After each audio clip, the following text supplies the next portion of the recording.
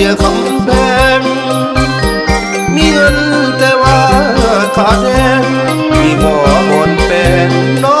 ส่งอับอายตอนยังเป็นหนุ่มแทนหลายเป็นปุ่มสุดหล่อยอสายเดี๋ยวนี้ต้องได้จับบ้านน้องสายของอายต้องจับซอยอายุ30ผมก็ขาวสาวยังมาจีบ่อึดเงินบาทเงินกี่ซ้ำสิจีผู้สาวเฮิมไปมาก็ห่มมาตุ้มมาลุ้มคนแห้งบ่คือตอนนี้เลยกินยังเพิ่มก็ยังสามีเงินนี้มีหลายแต่แห้งอายที่หมดละน้องถ้าหากบ่ติดหิมองก็มาเฮียนสองพอได้ลุ้มกันพอมีผู้เว้าปากกล่าวเป็นสิ่งสำคัญ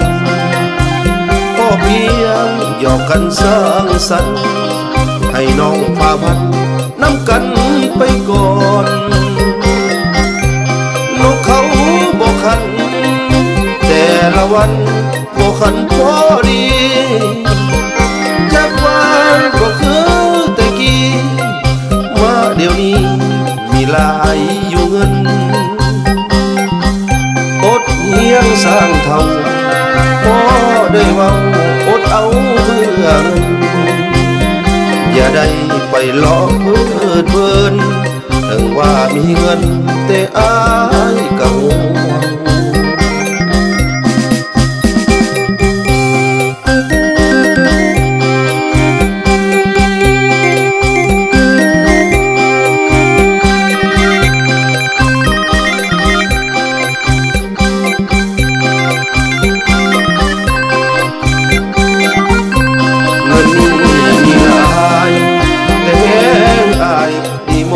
ละน้อง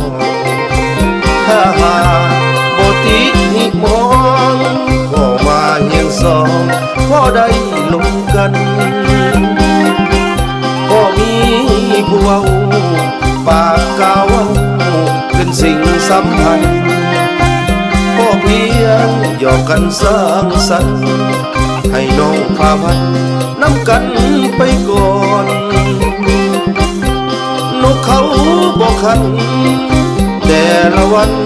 บอกขันพอดีจากวันบอกคือแต่กี้ว่าเดี๋ยวนี้มีหลายอยู่เงินอดเฮียงสร้างเท่าพอได้เว้าอดเอาเพื่อเงินอย่าได้ไปหลอกเพื่อเพลินถึงว่ามีเงินแต่อายก็ห่วง